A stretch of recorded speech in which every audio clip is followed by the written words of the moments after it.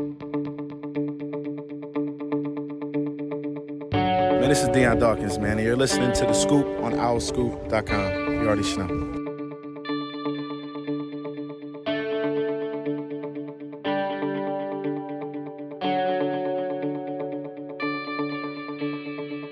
Hi, everybody. Welcome back to The Scoop, owlscoop.com's podcast, Season 7, Episode 44. I'm John DiCarlo, joined once again by Kyle Gauss, Sam Cohn, Dante Colonelli, and Javon Edmonds. What's going on, guys? What's going on is Kyle spending 60 plus hours coding is what's going on as he flexes on Zoom. It's No, wait. I take it back. Kyle, before we get to that, the more prominent news is your Owl Scoop hat. Yeah, you like this? Dusty. If for some reason it's perforated, I don't know why. I'm obsessed with it. On the top of my bookshelf, there's just a crap ton of hats. And I was like, okay, what hat am I going to wear today? Owl Scoop. The boys are back, so we'll do the Owl Scoop hat. Love it. Love it. Anyway, coding.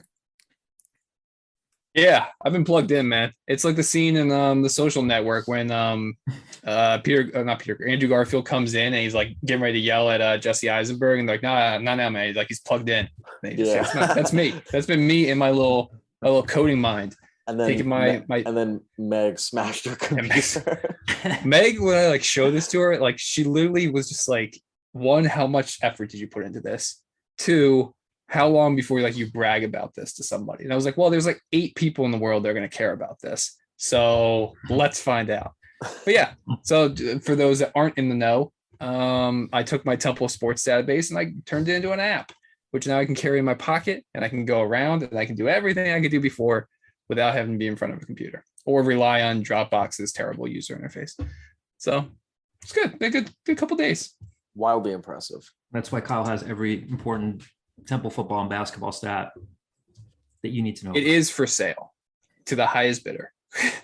Now, it won't go public. You won't find this in App Store. You won't find this in the Google Play Store. But if you individually out there want to buy this from me, please do.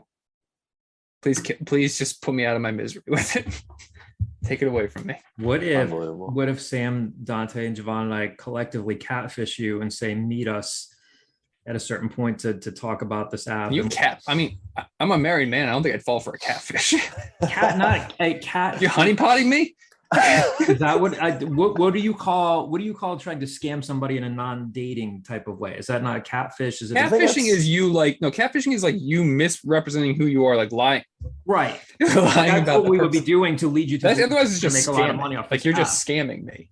What, like you think like you're gonna pretend to be like, I'm Sir Reginald the 14th of like the Cambridge family, and I'm gonna go, oh, thank you. We're gonna catfish you as a crazy Temple donor with a lot of money to buy this app off you. Mm-hmm. Temple donor, a lot of money. Choose one. Which one is it? Ouch. My BS radar would go off immediately. Well, just here we are. Well, that's all I'm saying. We're coming for your app. I want to say thank you to everybody. Sam scrawled something on his to-do list after you talked about this. I just got a text. Can you Scam Kyle. Can you let me live? Just let us know when you're done, Sam. You're good. So we'll be. Is that a different Kanye poster in the background now? Like it's the same album cover. This? But it didn't used to be big. No, the one of your right shoulder, or it looks like our right shoulder. In the mirror? Yeah. Oh, it's a mirror. So it's a mirror to the same Kanye poster. A mirror into Sam's soul. This is a world. Yes. There it is. See if I can. Nah, because it's gonna cover it. Never mind. Yes, it's a mirror to a poster. Famous 44s. If you don't say Hank Aaron. Hank Aaron probably is the first one that comes to mind. Jerry West. Oh yeah. Pistol Pete, right? No, at one point, absolutely no idea. He had a high number. I know he had a high number. Never. Yeah, he had 44 with the Celtics. Yeah. Oh, Reggie Jackson. Devin everywhere else. And Reggie Jackson, Mr. October, which doesn't apply anymore because it goes into November now. Yeah. Something that like you get a couple beers into my dad, he'll bring up. He'll get like upset that now the World Series goes into November and everyone's things. But Old it man. starts with Hank Aaron, right? At 44, sure. Yeah. I mean, This will allow me to segue into something I want to say real quick. I want to say thank you to everybody and appreciate your patience. We did not do an episode of The Scoop last week, not because of the summer break that Kyle's been anticipating. clamoring for. Was that? The summer break that I've been clamoring for. Clamoring for. After a 3+ year battle with a rare sarcoma cancer, my father passed away last Wednesday at the age of 74. And the Scoop's something that I look forward to doing every week. It's an opportunity to see all you guys and interact with our listeners. And it's been a tough 3 years for our family. It's especially been a hellish few weeks. And just want to say thank you to everybody who called, emailed, texted, certainly all of you guys as well. Kyle, Sam, Dante, Javon, Caden, just love you guys very much. Thank you for all the support you guys have given me. A lot of you have asked, how can I help? If you have the means to do it, even if it's $5, $10, $15, please consider a donation to the Sarcoma Foundation of America.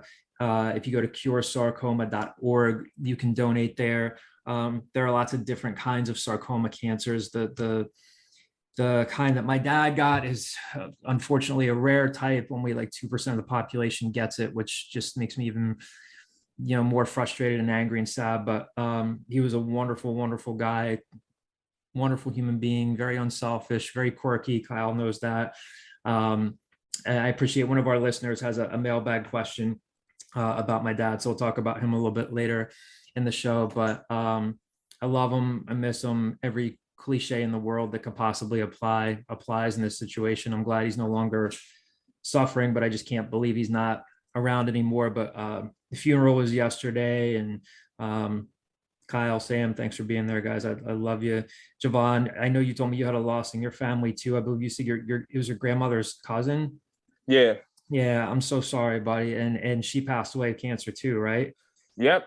Yeah, it's fuck cancer. Hate it. And I'm sorry for your loss, Javon. And but again, thank you guys. Thank you to all of you who listen to Scoop for being patient and just for subscribing to the show. And I've been saying, I was talking to Jimmy Fennerty about this last night because he lost his father about a year ago, or a little more than a year ago, and he just had another loss in his family. And we were talking about wanting signs. And my dad was just such a, and Kyle knows this, my dad would worry about everything. He'd send emails, phone calls, unintentionally funny stuff.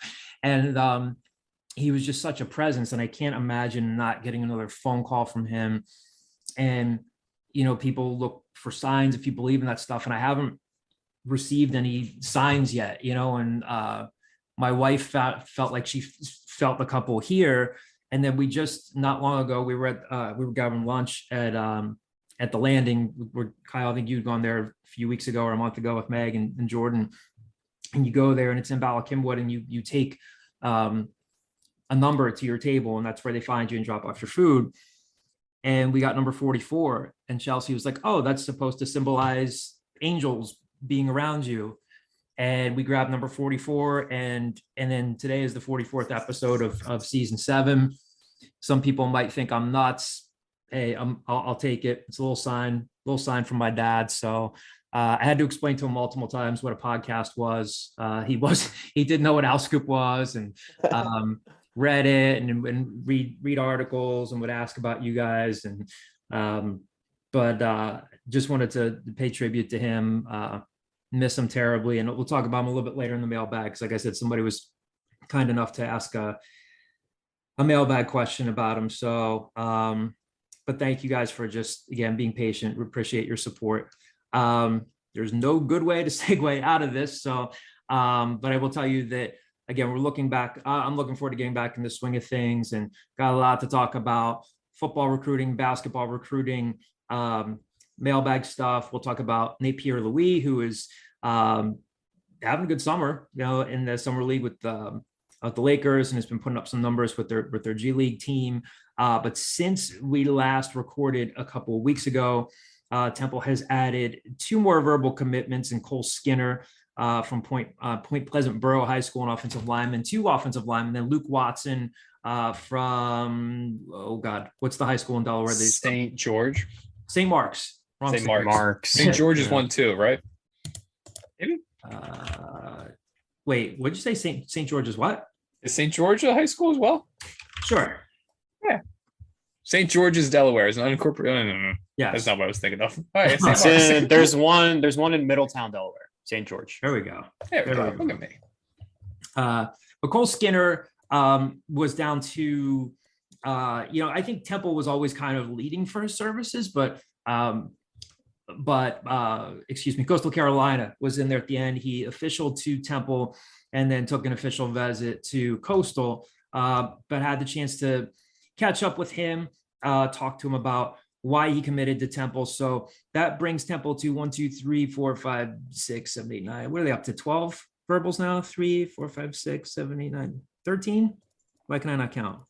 They are up to 13. Yes, 13 verbals.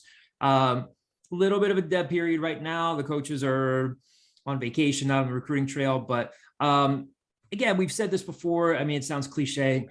You'll know more about recruiting classes 2 or 3 years down the line at the very least. But they now have 4 offensive linemen in this class verbally committed: Eric King, Cole Skinner, Luke Watson, and Kevin Terry.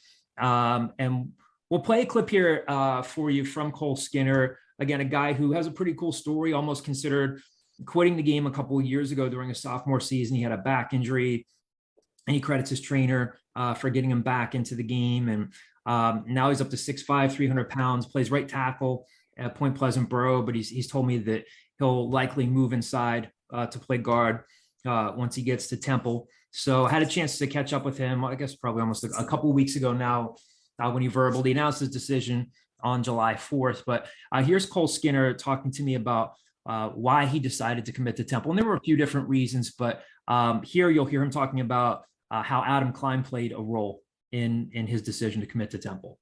The thing that led me to pick Temple was the family mindset. Like I said in the last interview, they really preached family and sticking up for each other and being there for each other and holding each other accountable. And I really got to see that firsthand when I went there. Even though it's a new coaching staff with Coach Drayton as the head coach, it was crazy to see how much the players have already changed because of him. Mm-hmm. I went there. They were amazing people. The hosts that I was with were amazing. The players really loved it. And I even asked, because they might just be putting on a show for me, the coaches. So I was talking to the players, and they've had the one player I was with, his name was Adam Klein. He's a senior this year. He's a 6th-year senior or a 5th-year senior. Mm-hmm. So he's right after the football season. And I asked him, I was like, out of your 3 coaches, because that's who he had 3 head coaches, who was your favorite? And he said Coach Drayton was, and he hasn't even had him for a full season yet. So that's just crazy on how a coach can come in and already be someone's favorite out of 3 coaches, 4 years. And that really just showed me, like, he really is like that. In addition to Cole Skinner, Kyle talked to Luke Watson, again, from St. Mark's. St. Mark's High School in Delaware. This one kind of, I don't want to say it came out of nowhere, but a little bit more. I don't think people had their eye on this one as much, but Watson's a guy who, again, we talked about this before. Another example of Stan Drayton kind of following the model that Matt Rule, Jeff Collins, Al Golden did, and that, again, bringing guys in, looking at them, evaluating them, and looking at the measurables. And he's 6'5", 270. I think we've talked about this before. Again, I mean, not that football players aren't discovered and found in Delaware, but the football down there, it's not a hotbed of football like other states are. And he had mostly, Patriot League, Ivy League offers or interest. But it sounds like Temple really likes, again, like Chris Wiesahan was at the lead on his recruitment here. Kyle, anything, again, you can check out both of these stories on our website. Anything stand out from your conversation with Luke Watson before we play a clip here of your interview with him? Yeah, I would say basically the same thing. Caden, cover your ears, but the reason that these guys don't get much attention is because they're playing nobody down there in Delaware most of the time. It's not as high level of competition.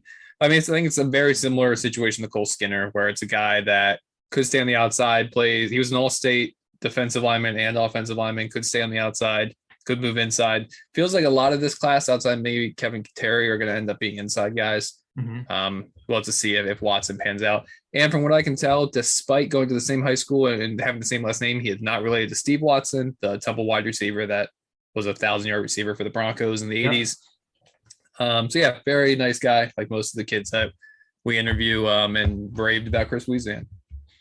So we'll play this clip here. This is from Luke Watson's conversation with Kyle on the day that he announced his verbal commitment to Temple. Obviously, great football program. The coaches, the new coaching staff coming in, spent some good time with them. Coach Weiss, big part of my decision. He sent a lot of guys to the next level, and successful guys at that, not just regular NFL players. Had great talks with Coach Drayton. He seems like a great dude. Seems like he has the right intentions for us and for where he wants to put the Temple football program. And other than that, I mean, academically, I want to major in sports management, and they have a very, very good sports management program at the top of the country. So those two are really big ones for me. Great. So when did you kind of make the decision to commit to Temple? It wasn't too long ago. I was reaching out to all the different coaches, letting them know that I'm kind of narrowing down, and calling all of them and talking to all of them. And I called Coach Weiss, and we just had a great conversation, and that's when I knew I wanted to go there. I would say around this time last year, Temple was number 1 or 2 on my list. So in the summer of last year, it was up there, and it's just kind of cool to see it come all full circle, and now I'm back where I'm home. So let's talk a little bit about Coach Weiss. I mean, everyone I talk to raves about him. Just what is it about his recruiting pitch and the way that he kind of recruited you that worked so well?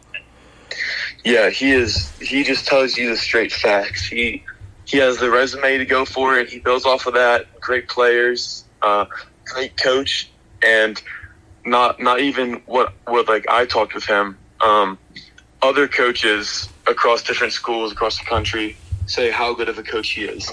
He's coached at very, very good schools, Power 5 schools, and it's good to see him come back home to Temple because he was here a couple of years ago. All right, so again, if you are an owlscoop.com subscriber, you can check out those stories on Cole Skinner and Luke Watson on the site. Again, so 13 verbals. Kyle, we'll check in with you again on this. I know it's a typical mailbag question. How many, gun to your head, how many more kids do you think they take in this class? Again, knowing that kids can decommit and things are fluid, as we always say. High school kids or general kids? High school kids. I still think 2022 is the number. Even if you look at the scholarship table, which is always available to our subscribers on our boards, you look at it and you go, hey, they only have 8 scholarship seniors right now in that free scholarship, which I think was originally slotted for Khalif Kemp, which I think somebody asked about later on. Mm-hmm. So you say there's 9. Are they only going to schedule, or are they only going to sign a couple? I think there's just so much turnover that you always just try to shoot to sign a pretty full class at this point and let it figure out. Even more so when it's going to be your first full off season as Temple's head coach, and there's going to be even more turnover than there usually is. Mm-hmm. So I'd say 20-ish, and then God knows how many transfers. Dante, this might sound like an obvious question considering we watched some and covered some pretty bad football in 2021, but are you surprised at all that they are prioritizing offensive line with this class so far? Again, knowing it's not finished, but surprised at all, or is this kind of what you expected in terms of their recruiting priorities? This is exactly what I expected. And as somebody who is also, air quotes, covering the Dolphins, I had to watch a lot of bad offensive line play.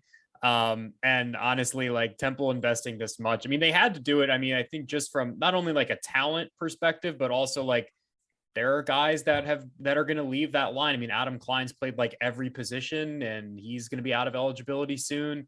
You got to start getting those young guys through the ranks. So this is not surprising at all. I think we probably would all agree that offensive line was maybe the weakest position on the roster going into, Stan Drayton getting hired. And so it makes a ton of sense that they, attacked it in the portal and then are now attacking it through recruiting as well. So again, keep your eyes peeled on the site. We'll always keep you up to date on latest recruiting developments, both on the football and the basketball front. We'll get to basketball recruiting in a second, but we said we wanted to touch on Nate Pierre-Louis and what he's doing in summer league so far. And if you watch Nate at Temple, you know what he can do. You know what he has problems with, mainly his shooting, but the effort's there. The defensive effort is there. The athleticism is there. And if you check out, Sam reminded us before we started recruiting that he did a story on Nate, and Nate had said, he told you in that conversation, right, that he said, I don't want to go overseas right now. My goal is to get to the NBA.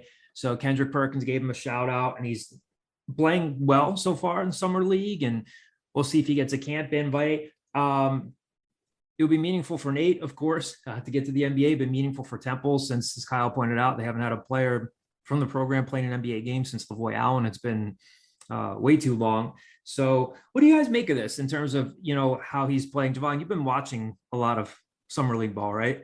Yes. Favorite time of the year besides the tournament. What do you think? Have you been watching Nate closely? Obviously, again, you're familiar with the program and stuff. What do you think of what you've seen from him? I think if Nate had a little bit more of a jump shot, he'd have a great shot at training camp. You look at the Lakers all-season moves and what they need. Young guys on the wing that can defend and shoot. He's young, he's athletic, he can defend. It's just the shooting part. I think out of everybody on the summer league team, you look at the rookies, Scottie Pippen Jr., Cole Swider, Max Christie, they're all the first ones in line for a camp invite. Mason Jones is right after that. Nate's somewhere in that pecking order. He's like fifth on the list right now.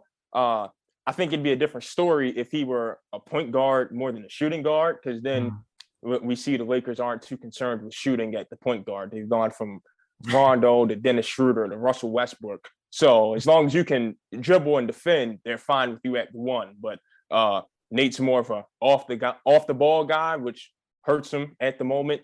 But we've seen guys improve their shooting as their career rolls on. I would not be shocked if within the next 2 or 3 years he gets a camp invite somewhere. Like, I think he's going to be one of those Vanderbilt, Joe Young type guys who plays a few summer league years and finally gets a shot with the team. But always happy to see an alumni doing good, especially on my favorite team. Mm-hmm. Sam, again, you talked to Nate a little while back, and he had said, like I said before, like, I could go overseas. I don't want to go overseas. What stands out to you from that conversation? What do you make of the recent, decent play to successful play that he's had so far this summer? If you were to compile a list of places it would be the worst to overreact to, Summer League is very, very, very high on that list. It's awesome for Nate that someone like Kendrick Perkins, who's, I say this cautiously, super plugged into the NBA, to give him a shout out. He has obviously a huge Twitter following and played for the 08 Celtics. So it's great for Nate to get that kind of recognition. It looks like defensive, like he's doing everything he did well at Temple. That's translating to him doing really well in Summer League, and obviously he's made a name for himself playing in the G League.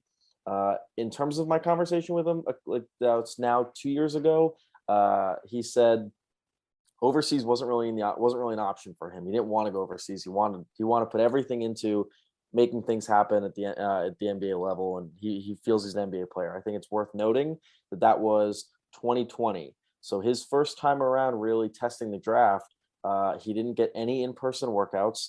All they had was film and Zoom interviews. And he had said that he fully understands that he is not a good shooter, and that's his biggest knock, and that it's not where it needs to be. But he said he felt like it was going to be like that much tougher for him in 2020 to be able to make it in the NBA, or to be able to kind of get those opportunities, because he felt like, and I think this is true, that what he does well doesn't necessarily always show up on the stat sheet. He's a pest of a defender, and he's a guy that just works his tail off. And oftentimes, I think Javon kind of alluded to this, like that's really what gets you placed in the NBA as much as anything else. Obviously, you got to be able to, do a lot of different things on the floor, but to be able to put in that much effort on every single play is what separates guys who are good from guys who are good and make it. So I would agree with Javon that I think he probably, the way he's trending, at least in the last 2 years, I think he has a chance to at some point maybe get a shot in a training camp. I don't know if he ever plays in an NBA game. I wouldn't be surprised if maybe he makes it on a two-way contract, or maybe he gets a chance to be at the end of the bench for a part of a season, or gets called up, for a portion of a season. I think that during the COVID year, when there were a ton of call-ups, I think the fact that he didn't make it then says a lot. Maybe if that happened this year, maybe things would be different. He's obviously gotten a lot better, but I would, real quick, didn't the Lakers call up like 7 dudes from the G League this year because of COVID? Did they? Wasn't this the COVID year for Lakers? I feel like Austin Reeves was a 2-way. Stanley Johnson was a 10-day that got fulfilled as a full season. Mason Jones was a 2-way. Wenyen Gabriel was a full season thing. So it wasn't that many. I would say on I think it makes it harder. This whole new play-in being permanent thing makes it harder for guys that would get that call up for the last 2 to 3 weeks of the season, because teams are caving it in. Now that there's actually 10 seeds in play for the postseason, you're kind of keeping your guys and playing almost a full 82 now. There's probably like 4 to 6 teams that will give guys that last 2 weeks of the season. So if Nate's going to be a part of an actual NBA game anytime soon, he's going to have to get away from the Laker organization and go somewhere that absolutely stinks, and not a team with any shot of being a top 10 team. So the Lakers then.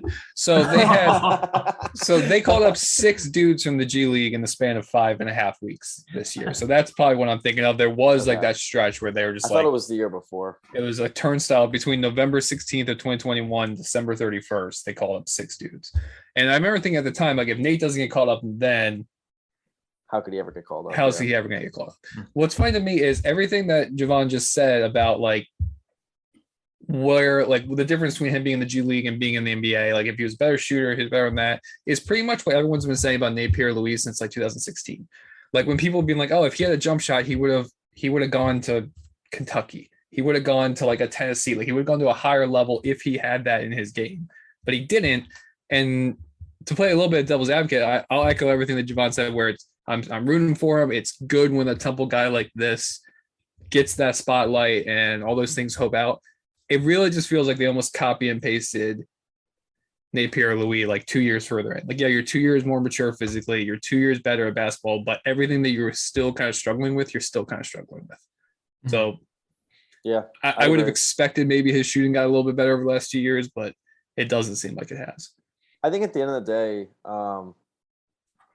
gotta give some. I mean, obviously he's in a position where he's able to kind of bet on himself, but good on Nate to kind of get to the point where he was like, I know where I want to be, and I'm all in on plan A. I have the utmost respect for someone willing to put themselves. That's a very uncommon thing. A lot of guys that get to the point where like they'll play in a summer league, or they'll get a chance to G League team, and then they realize the NBA is not in the cards. They'll go play overseas and then try to come back. That's the most common route. Nate has said, I'm going to stay here until I can play, until I can try to get to the space where I can be in the NBA. So utmost respect for Nate. Again, hope for the best for him. It'd be cool to see him get an opportunity, but yeah, Kyle, as you mentioned, like until he gets if or when he's able to get a legitimate jump shot, or like a legitimate shot at all, then it'll be interesting to see whether he, no pun intended, gets a shot.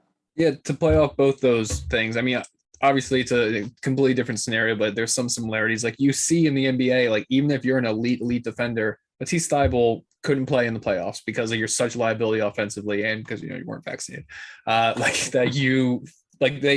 One-way player doesn't necessarily just mean like, okay, they're a liability on defense. You can be a liability on offense, and he was an absolute liability on offense to the point that he gets out of the rotation.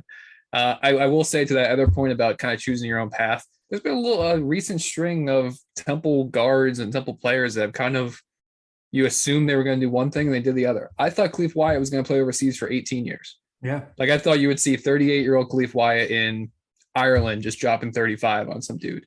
But he made the decision to put his family first at one point. He had a daughter, says, hey, I want to stay home. I'm done with this being overseas thing. Shiz Alston looks like he's going to do that at some point. He's talked about how he talked to you about how he wants to get into coaching in a couple of years. He doesn't want to play until he's 35 over there. Even Lavoy Allen retired because he had a child. He had knee problems too, but he gets a kid and he says, look, this isn't worth me hopping around the G League or going over to Iceland for whatever. I'd rather just be with my family, which I think is something that's pretty commendable and goes against kind of like the standard guys just chasing paychecks, which is what you see a lot of those Euro dudes do.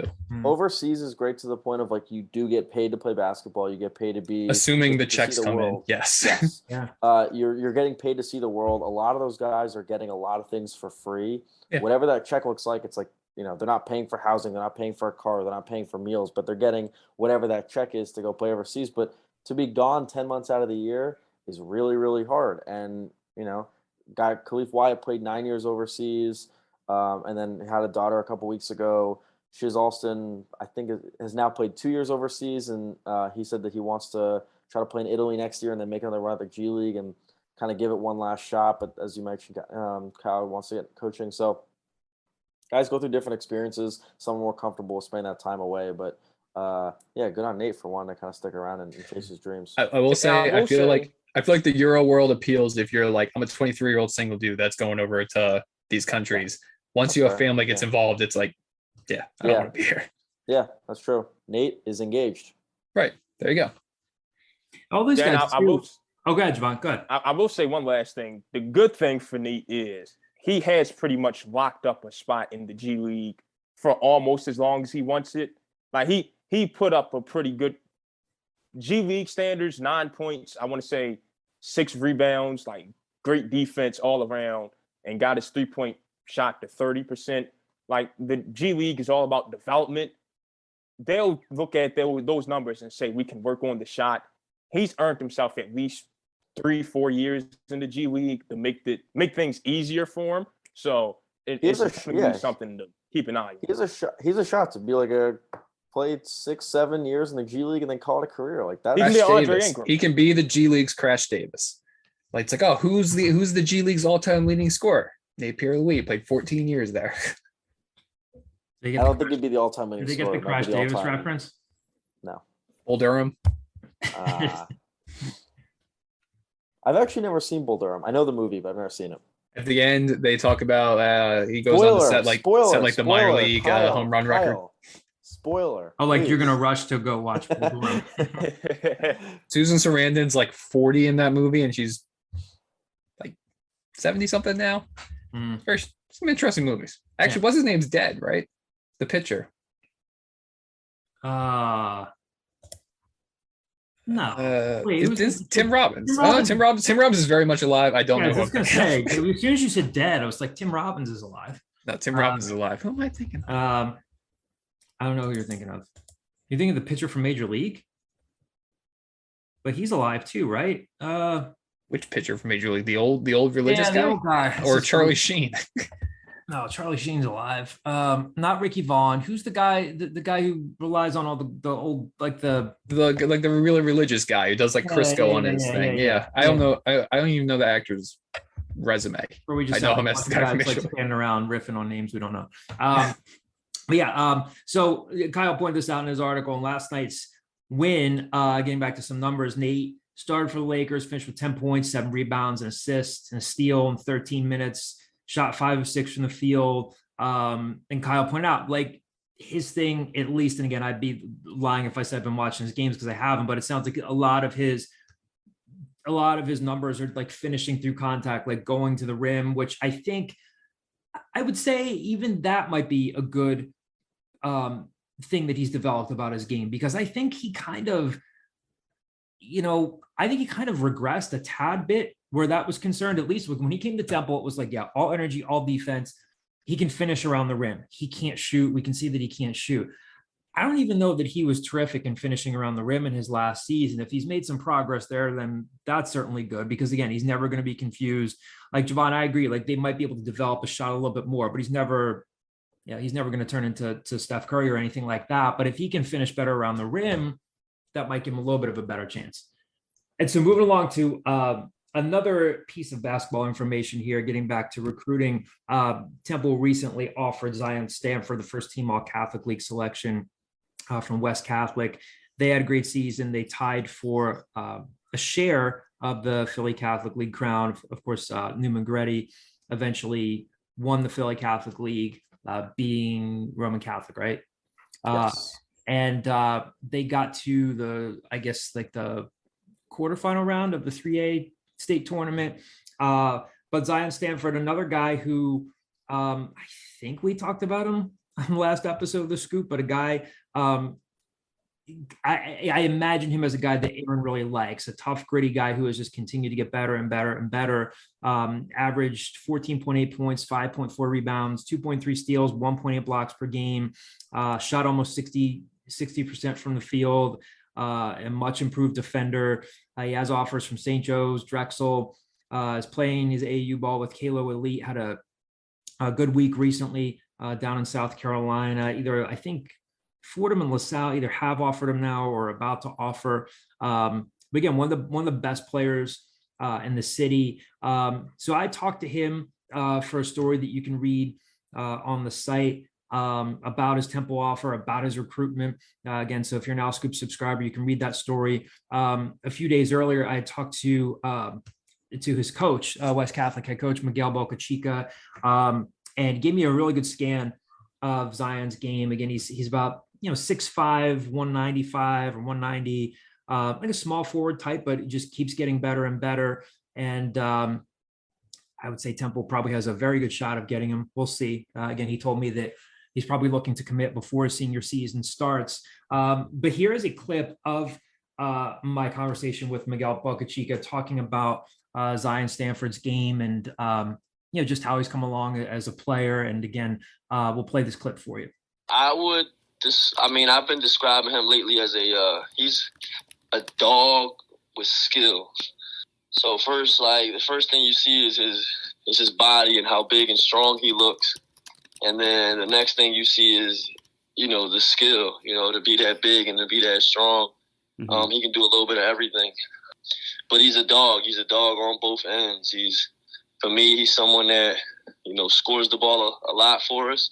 Mm-hmm. But then he's also the guy that, when we need him to stop the other team's best guy from scoring, he does that too. So he's just a dog first. That's just the Philly in him. Uh-huh. And then he doesn't miss a day. So his skill and his talent level is really there as well. All right. So again, we'll keep you updated on Temple's basketball recruiting efforts. Another thing we want to kind of preview for you guys, something we're going to try to have some fun with is, and Mike Mudrick and I did this years ago. We did a Temple basketball. Sam is the Tiger Woods. I'm hyped for the fist. What are you going to say, Kyle? No, I'll wait till you announce it before we. So we're going to do a Temple basketball all-time draft. I don't know if we're going to draft teams of 7 or 8 players, maybe as a nod to John Chaney. Real quick, I wanted to do 16. Or 15. I wanted to do full rosters. I think 10 or 12. That surprises me because I love you to pieces, but sometimes you're like, we got to get in and get out of this. I did not think that you would want to go that deep. If you want to draft fully fleshed, 13 guys, let's do football. We'll draft 53-man rosters. I don't care. We'll go deep. What I was going to say is you wanted to do this via an Excel sheet, which frustrates me. It takes away the pageantry of it. I wanted it to be you know what? With the 4th pick, I'm doing this. I wanted to announce it. I wanted to be able to trade picks. That's a big thing to me. I want to be able to trade picks. What if we do it? Yeah, I'll do that. If you guys want to get together, we just got to carve out the time. It doesn't have to be together. You can do it via anything. It doesn't have to be I went and entered my. So we're doing this. So if you guys want to do this a fantasy football draft, and it'll just be a Temple basketball draft. Can you call up a local bar and get when you call up to do a fantasy football draft and they give you the happy hour specials for the day? Oh, this is becoming a trend. This Temple all-time basketball draft. We bring out the big board. People are putting the stickers oh man, why can't I find Scooty I on here? I don't have a Scooty Randall sticker. It's the 15th round. Javon's gonna call us up and be like, guys, I found a place best crab cakes in the city. This is where we're having. Somebody's gonna be the guy that shows up with like the fantasy football magazine that's already out of date, and they're gonna be like, "Oh, Mark Macon's not playing anymore. This thing is really outdated. He started playing years ago." we did look into. I think this was your idea. We did look into whether or not it'd be possible to simulate like people do with when they're doing like fantasy drafts and Madden and stuff. And some of the things out there, unfortunately, are not super plugged into 1960s Temple basketball. So, which is a real shame. If any Scoop listeners out there have some way, if we draft these teams, so it'll be me, Kyle, Sam, Dante. You said you're in for this? You're on mute. Dante's muted. I am on mute. Yeah, no, I'm in. All right. Let's So do the it. 5 of us. Caden said he's in 6. Mike Mudrick, my former assistant editor, is in. So it's going to be like 7 of us drafting. Sam Newman, maybe? Did Sam say he was No, in? Sam He said he's did. for the 8 people. he's too busy storming the South right now. Yeah. My dude's been all over America over the last couple of weeks, and he's down in Georgia right now. Yes, came up to Philly, met his girlfriend Wilson. Lovely Newman's person. march to the sea. Yes. So it'll be 8 of us. So if anybody out there by any wild chance has a way of once we draft these 8 teams, if you have developed some sort of software that could simulate which of these teams would be best if they played in some sort of round robin tournament. What was the old game where you would roll dice to figure out baseball? Stratomatic. Do you think there's Stratomatic Temple basketball? Oh God, I would love that. That brings, I played so much Stratomatic when I was a kid. I didn't even know people would know about Stratomatic. It was a pretty popular game. Before you said the baseball part, I thought we were talking about the game Risk. Loved Risk. The war game. Yeah. Oh yeah. No, I love Risk. I haven't probably haven't played in 10 years, but actually no, I downloaded a mobile version of Risk like 5 years ago. Just would play it while taking a dump. Like gonna storm Australia. I used to play that game with my friends in Look on middle school all Javon's the face time. right now. There's something to be said. Look, I've just been where Kyle is right now too Look, many times. I got a 2.5-year-old. I'm a couple weeks away from a newborn. If you don't think that I'm just like reveling in those moments where I can go into the bathroom for 25 minutes, you're out of your Get mind. your piece. I hear you. Well, You're out of your mind. my wife says that all she's like, do all guys do this? She's like, you'll disappear and just sit there. You read. I'm like, yeah, I read. I crossword puzzles. Play Wordle. Yes, Wordle. Or Weddle. I've been doing Weddle a lot, the NFL version. That's fun. Weddle's a good name for it. That's yeah, funny. it is good. But I was doing the thing where I was putting my head down on the the sink in front of me, the drawer in front of me too much, like while looking at my phone, and I was getting like a mark on my head. So I cut a piece of foam that I put on the pull-out drawer, so that way when I lean my head down to look at TikToks or play Risk, I'm not coming back with the mark. Wait, we're not skipping over this. Kyle, you're on TikTok? Oh yeah, big TikTok. I'm not TikToking, but I'm on TikTok. Like Yeah. Huh. Kyle's yeah. TikTok Good for you. algorithm has to be ridiculous. I actually deleted TikTok as my New Year's resolution. I'm on it too and much. Yeah. It's insane. You can just sit there for so long. And I will admit, when I was flying home from LA and I had that brutal layover, that was the only time this calendar year that I have said, all right, I'm going to do it. I'm going to re-download TikTok. I probably That's the thing. shouldn't be on TikTok. I used to give people a lot of guff about people my age being on TikTok. I think there was even an NBA player, an NFL player was like, I don't trust grown men that have TikTok installed. And for a while, I used to send that quote to people. And now I'm just fully in it. It's a fantastic app, but it will destroy your day. And it just takes up so much time. Whichever way the algorithm takes you that Attention day. span. The algorithm can take you on like a perfectly I get a lot of like home improvement stuff. I get You learn a lot. I get plumbing TikTok for some reason. Like, hey, this guy's replacing this, and I watch that. And then some days I'm like, oh, if my wife walked in, she would think I'm like having an affair. Like these TikToks are like 2 different paths depending on how your day is going. Great recipes sometimes. Yeah, food TikTok, great. I see people doing like overnight oats. I've never done overnight oats in my life. Maybe I'll do overnight oats. And then the next thing, it's like, yep. That's going to be used against me in the litigation to determine our child custody. Yes. Why, Kyle? Meg doesn't appreciate oats. So anyway, we'll at some point we will have the results of this Temple basketball all-time draft. We'll choose the draft order randomly. Sam, didn't you say, so before we get into the mailbag here, you talked to Khalif Wyatt recently because he's coaching the Big Five TBT team.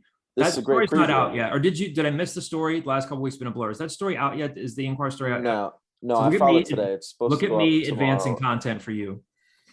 So look out for Sam's story in the Inquirer soon on the Big Five TBT team. You talked to Khalif Wyatt, and he gave you his 5 best, like his all-time starting Yes, 5, so, right? Remember what it was? Yeah. So that story, I filed it today, so it should be coming out, I want to say, by Friday. Mhm. Because they play Saturday at Rucker Park, which I'll be at, which is very exciting. You're going up to Rucker Park. That's awesome. Yeah, which I'm really, really excited about. But so I talked to Khalif last week, I want to say, over the phone, and then I was able to go sit in on a practice that they had earlier this week at Temple's facility, which was cool. So I was talking to Khalif again. I asked him a couple questions about the Big Five team. I was like, I got to ask before I let you go at Owl Scoop, which you're familiar with because, John, you had him on the pod very recently. He's a big John DiCarlo fan. And I said, we're working on this Temple Hoops like all-time draft. I'm curious, what would your all-time Temple starting 5 be? And he said Marty Collins at point guard, himself at the 2, Aaron McKee, Lavoy Allen, and Tim Perry. And he said he would take that 5 against any colleges, any all-time 5 ever. My team is going to body that team. Say again? My team is going to destroy that team. I also, when you sent that text saying like Khalif provided his top 5, I thought he was going to hit you with a Khalif Wyatt. I thought he was going to do like the Dylon thing. But no. It's a good squad. It's a good squad. There's no scenario where you're getting Marty Collins, Aaron McKee, and Khalif Wyatt all on the same team, though. This is a draft, Khalif. No, not actually. Well, I asked him. I didn't ask him. Okay, Khalif, I want you to put yourself. Khalif, if you're sitting at 1.4 and Mark Macon and sorry, Collins. I didn't ask him to put himself in a hypothetical of like you're in an 18 draft, you have the 6th pick, and it's the 3rd round. Who are you taking? Like, or who are your sleepers? I just asked him for his all-time starting 5. I thought that'd be a good added context. Showing his age a little bit, I think. Like the Tim Perry thing is the only one that's like a little old. Mm-hmm. But like even that, he's probably familiar with his son. He's probably like familiar, like but very like somebody Khalif Wyatt's age is draft. Let me ask you guys this before we go to the mailbag. So there's gonna be 8 of us drafting. As we prepare for this draft, and now we're concocting a larger thing here. Is there, if you're making your spreadsheets, your cheat sheets, is there a consensus number 1 pick in this draft? And if so, I think so. Michael, here's the question: are we just taking them as if like, okay, this guy that played like whatever, Guy Rogers? Mm-hmm.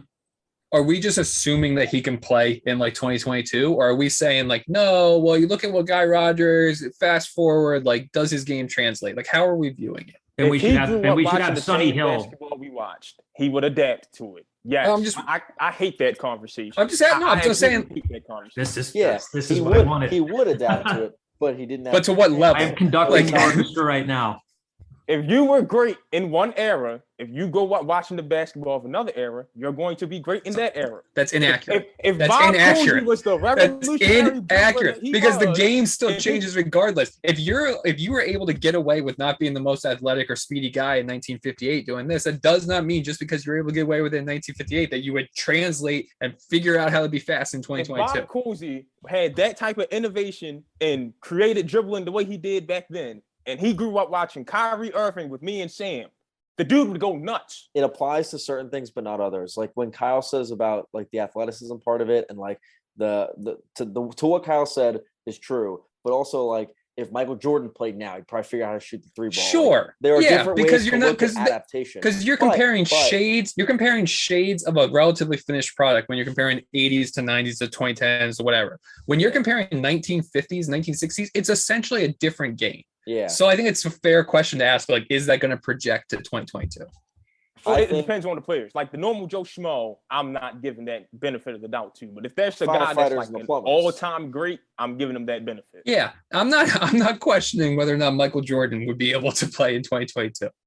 I'm questioning whether or not some of the guys that are going to get drafted in this draft would be able to play in 2022. So what I'm asking is, are we taking them at face value where we say, hey, look, this guy was a all-conference 20-point a game guy and 19 whatever? Are we just assuming that he's also a 20-point guy, or are we assuming like, no, I think Nate Pierre-Louis would eat his lunch? Like, what are we doing? Good question. That's why it's I need to know the parameters of the game. I think with that being said, Mark Macon's probably your I think it's consensus Macon, number right? one, Yeah. Like Mark Macon would translate to today's game. Would Woj be able to be able to put that out like a week before we actually draft? That'd be great. What does he say? Focused on or turn their attention to or something like that? Yeah.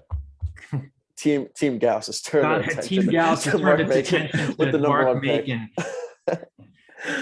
Team Javon has turned its attention to Bill Pickles Kennedy's. That's the late great Bill Pickles Kennedy's. If I don't get Pickles on my team, Bill Milkvey. Yeah, you do the one thing where like at the 7th pick, I can't believe you guys let this guy fall to here. Like you guys are idiots. Javon, give us some insight into your soul. If you have the number 1 overall pick, is it Macon or are you going? No, it's Macon. It's definitely Macon. If you have the 2nd pick and Macon is off the board, who are you taking? I'm not giving you my big boy. Good answer. Come on.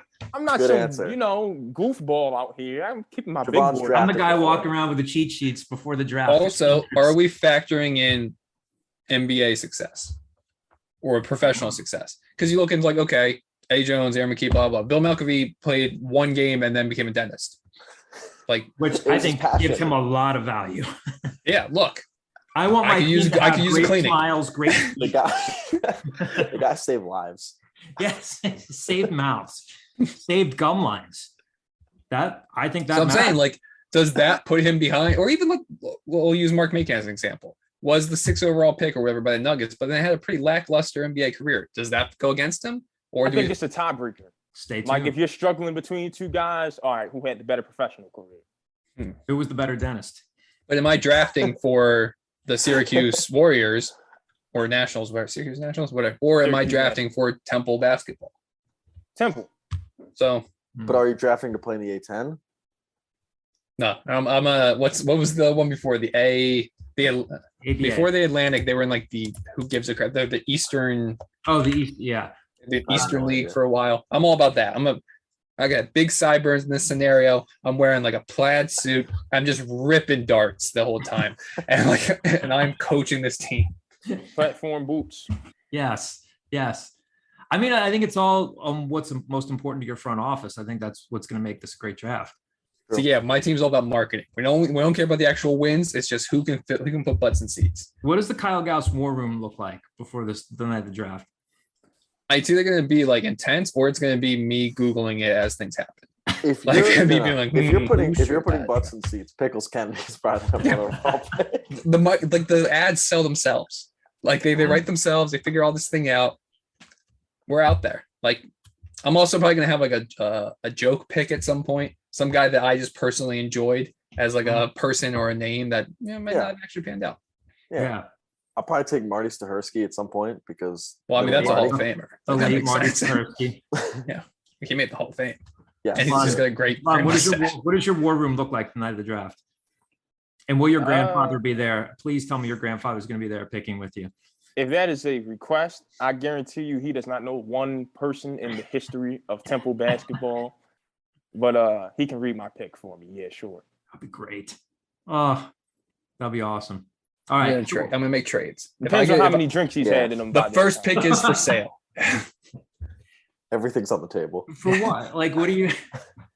It's you move around. Hey, I'll move my first and 7th for your 4th and 3rd. Like, figure it out. If this is in person, Kyle would trade the first overall pick for a 6-pack of beers. Oh yeah, because then guess what? End of the day, you guys are all there arguing about your team that is never going to see the court, and I'm 6 deep. Like, who had the better day? All right, so that'll be coming up. So we'll have our draft, and then we'll talk about it on a pod in the near future. So we're looking forward to that. Let's go to the mailbag. We had a few questions here, a couple from the message board, a couple from Twitter. First one from one of our Al Scoop subscribers. Oh no, sorry, this one is from Twitter, from Hoop Fan Al. It's the Twitter handle. Have any of you watched Core John Coach play for Team Canada? We'll tip this one over to Sam. A boy has Sam. Yes. Do you like what you see? How does he compare to former players we've had? And then part 2 is best pizza in the city. So before we get to best pizza in the city, Sam, give us your scouting report on Core.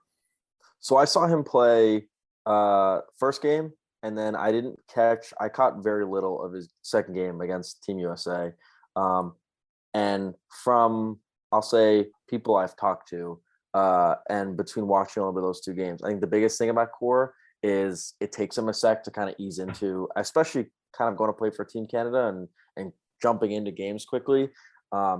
He's not one of those people that will go out on the floor and just immediately be the most confident guy on the floor and, shoving guys around. He takes a little bit to kind of ease into the space and work in the flow of the game. So the game that I saw, he had only played, I want to say it was 6-ish minutes. He only had one he made his only basket in 1 or 2 fouls. He might have had 1 rebound, but he didn't play that great in his first game. Admittedly, he didn't look that great. He didn't do anything particularly well, but he was kind of just filling space on the floor and moving guys in the interior. Struggled to defend the interior, just kind of a step slow on a lot of times. Getting out to defend guards on switches, whatever. I can't remember that team they played off the top of my head in that first game, but they were really attacking him on pick and rolls, trying to get Core to switch onto their guards. But that being said, he looked a lot better in the second game against Team USA. And from what I've heard, a lot of that is because he just felt a lot more comfortable kind of with the team, with his role within the team. He had played double-digit minutes. His point totals went up, his rebound totals went up, pretty much every stat went up, a couple assists, whatever. So I don't know if I have a great comparison. It's a good question, though. How does he compare to former players Temple's had? I don't know if I have a great comparison off the top of my head, but he's got the size. One thing I will say, he sees the floor really well. He's able to kind of move around the 2 blocks and the elbows well. He's physical, but I would say that's probably the biggest thing that I've seen and heard, is that he's the kind of guy who doesn't have the utmost confidence the second he steps onto a floor, but he's someone that can make an impact. That is not what you want to hear about your grad transfer big, who's probably going to be starting for you. Is that he doesn't have the most confidence when he first touches the floor. Yes. Yep. Lob City. Yes. Which is, and I hate to sound like a at least type of guy, but it is more than what they were getting out of that position. I will just say his skill set, because the most I've seen of him is that recently. I saw a couple clips recently about his time in Northern Colorado. Is his skill set leads me to believe that they do finally, despite saying it for 4 years now, they do finally want to run a little. Like, he can, in theory, be successful offensively running. All right, part 2 of that question: best pizza in the city, without going too far down the rabbit hole on this one, because there are a ton of options. Dante, you have any? I will say that the best pizza I've had recently in Philly was at a place called Emmy Squared on South Street. It's Detroit style. It was really, really good. I don't know what the best pizza in the city is. I feel like I haven't tried it enough places. I lost 2 years of living in the city to COVID. So I feel like I'm very much behind. I've spent the summer trying to catch up. That's the best pizza I've had recently. Sam, Javon, Kyle? I don't feel qualified to answer this question. Me neither. I'll say, when I lived in the city, I wasn't in a place financially, emotionally maturity wise to appreciate like gourmet pizza, right? I'm just going for I need bang for my buck pizza. So I don't feel like I can give a great answer for this. Not just pizzas. Absolutely not just pizza. Like, a perfect example. Like, I could get pizza delivered to my door relatively cheap. In the general area, Vault Brewing Company up in Yardley does a phenomenal buffalo chicken pizza. They use brown sugar with it, so it's sweet and spicy. That's great. The Pizza Box, which is in Ambler and Glenside, phenomenal pizza. In the city, if you're just looking for bar pizza, Chick's on Washington is a solid place. But yeah, I don't know if I'd know the best of the best. And whatchamacallit on Pashunk? Mara's is good. I can't say I've tried more than a few times. Anytime I've tried to get pizza at Angelo's, I can't get through. They have looked at the lines and said, no way, no how, but people rave about their pizza. Mara's is great. Pizzeria Badia is great. Pizza Brain's great. Celebrate's Pizza down by the stadium is pretty good. I loved Franco Luigi's down by where I used to live in South Philly, down by like 13th and wherever that was, near Victor Cafe. They're closed now. I love their pizza. But yeah, haven't done Angelo's, have never been to Tacanelli's. You know, it's just one of those things. It's fun to debate. Like some people say, oh, it's great, it's overrated. Santucci's is good. I know they have a few different locations now. Yeah, if you want to stretch a little bit outside the city, we're not too far from Pica's and Upper Darby. They're kind of like Santucci's. I don't know. I'm sure I'll forget something as I think about this, but good question there. Next one from the message board from McKee1 is the screen name. Thanks for taking my question last week. I really enjoy your podcast. Thank you, McKee1. This week's question: what's the story with defensive end Khalif Kemp? Is he no longer in Temple's plans? I don't think he's been in Temple's plans for 6-7 months. I think we reported back at the time with signing day, there was a chance that he'd sign afterwards. To be honest, I'm not going to sit here and pretend that like I've done a lot of digging on Khalif Kemp over the last couple of months, but my knee-jerk reaction, like there was something that prevented him from being eligible back in February, which is why Temple did not sign him. And my gut would tell me that going to 4 high schools in 4 years is not a good recipe to NCAA eligibility. Mm-hmm. There's probably something with his transcript that would benefit him to go to prep school or JUCO. Mm-hmm. Final question here. This is the question I was referring to at the beginning of the show from Mike TB31 is a screen name, one of our longtime subscribers. Appreciate this question. Tell us about your dad's relationship with Temple Athletics. Was he a football guy, basketball guy? Neither. Told you to follow a real team like Penn State. Memories of my Central PA family members. Continued prayers to you and your family, JDC. Appreciate the question. I'll try to condense this. He rooted for both teams. My dad went to Drexel. He didn't go to Temple. My brother went to St. Joe's, but my dad just kind of became a Temple fan over the years. Some of my memories, I was talking to Jimmy Fennerty on the ride home from Downingtown out to Havertown here last night. And again, we were talking about that feeling of like, oh my gosh, I'm never going to talk to my dad on the phone again. And I feel bad because Jimmy, obviously his father was a legendary high school coach and they were super close. My dad, I don't know if it's just like every male sports fan in their mid 60s to mid 70s goes through this. Like my dad's most common complaint, whether he was watching a Temple football game or Temple basketball game, is if they had what he felt was a comfortable lead at the end of the game, I'd get a text from him. Why is PJ Walker still in the game? Why is Lavoy Allen still in the game? And I would just say, Dad, the basketball teams can make runs. And I'd get something back in all caps. He is going to get hurt. It is not worth the risk. And I was telling Jimmy that last night. And who's their leading scorer? Dunn, right? They got to get him out of there. I'm like, Dad, again, teams can make runs. I mean, that's something that will stick out to me. Drove out the first time they played out at Notre Dame. Made that drive with our friend Nick Menta, who used to work at Comcast Sportsnet. And my dad knew that we were driving out to Notre Dame together, making a road trip out of it. And my dad was trying to give directions and he referred to the GPS as the voice lady. The voice lady will tell you to go this way. That is an area that gets tied up with traffic. I mean, he had stuff printed out and I told Nick about this stuff and he had to see it to believe it and was just crying, laughing. The other, I shared a story yesterday in my eulogy about him calling up 97.5 The Fanatic. That I told him never to call in if I was on the radio, and I didn't even tell him I was going to be on, and he called in and embarrassed me, but I love him for it. And the other thing that stands out to me, and it's just how he was, and it's why I love him. Like he could be quirky, he could be a pain in my ass sometimes, but he just was always your biggest fan. He was like this with my friends, and the year that they were in the NIT and they played like that 11 o'clock in the morning game against GW, what year was that, Kyle? 2014-ish, I forget. 2015. It was Will Cummings' senior year. Yeah, they thought they were going to go to the tournament, and he was so excited, and he was like, I'm going to go to that game. We'll go, if you're covering the game, how much time do you think you're going to need afterward to write? And we'll get lunch afterward. And he went to the game, and so he, after the game, walked down to press row, and the little placards that we get that tell you where you're sitting. He, unbeknownst to me, went down and asked one of the workers in like the arena crew there, if he could take the little placard with my name on it. And he took it and he got it framed and he gave it to me.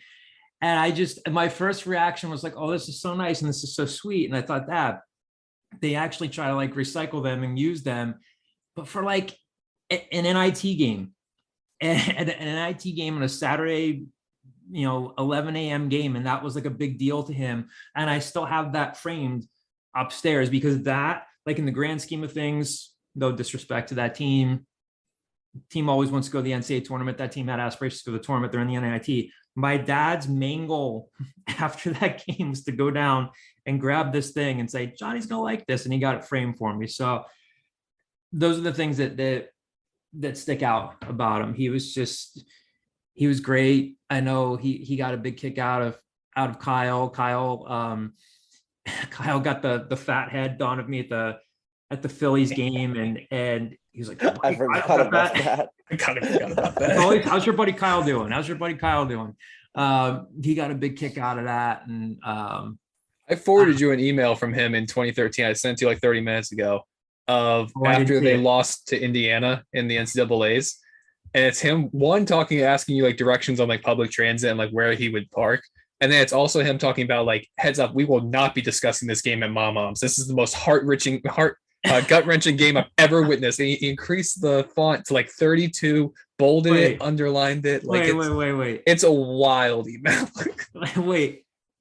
It's just an all-time Big John email. I gotta read this. Why is the subject line Hamilton? Because he starts off by asking you about like how to get to New York for Hamilton. All right, I'm gonna read this because why not? Because I love you, Dad. I'll close out the pod this way. So Kyle forwarded this to me. I need you to take a moment today, ... I'll say this real quick. At the luncheon yesterday, my brother read a couple of my dad's old emails, and this is an insight into my dad's mind. Yeah, March 26, 2013. Subject line Hamilton train station. I need you to take a moment today or no later than tomorrow, since I know you have to hustle over to your class tonight. I asked you last week with a voicemail to send me an email with every bit of detail as to just where to drive next Thursday and get to Hamilton Station and get on a train to get me into New York City no later than say 8:30 to see Burlington Coat Factory. Lord knows what that's about. Probably for his job. Please take me from the New Jersey Turnpike, ... And I plan on trying to get to Hamilton, say no later than 7:15. Questions. Do they take credit cards or only cash? Which station do I get off at? How do I get to that particular station that I don't lose time in finding it? I do not want to drive up and either take the tunnel to New York City. My appointment there is at 9 a.m. sharp next Wednesday. Send me every detail on this email account, italicized. As to the game, long ellipsis. I do not plan on talking about it over Mom's on Easter. It is probably the most gut-wrenching game I witnessed, including the losses as a 1970s fan of Kenny Stabler. Kyle, the R being regular font is great. R than regular font. I told Mom I felt bad for you in terms of all of your subscribers coming to you on Sunday, and perhaps even now. Again, we can't change the outcome. Let's not talk about it. Love, Timothy's grandpa. Go Temple. Timothy is my nephew. Oh, I had forgotten about that. There was like a stretch of a couple years. This is the Temple, Indiana, Khalif Wyatt, the Depot game he's talking about. There was a stretch of a couple years where every email your father would send to you, you would then just send to a group of like 10 people, like, look at this. Oh my God. That's great. Yeah, there was one that my buddy Greg shared at the luncheon yesterday where my dad he had to work up in North Jersey that day. He was in sales and he wanted to watch the Temple Cornell game. And it was all about him being frustrated about the Temple Cornell NCAA tournament game. He was one of a kind. Thank you for sending that, Kyle. I forgot about that. In fairness, that game was awful. It was the awful. Temple Cornell game. And to the beautiful Jacksonville for that game. Anyway, I love you, Dad. Thank you all for taking the time to listen to that email and getting some insight into the mind of the late great John Anthony DiCarlo. And thank you to all of you for listening, and we will talk to you soon.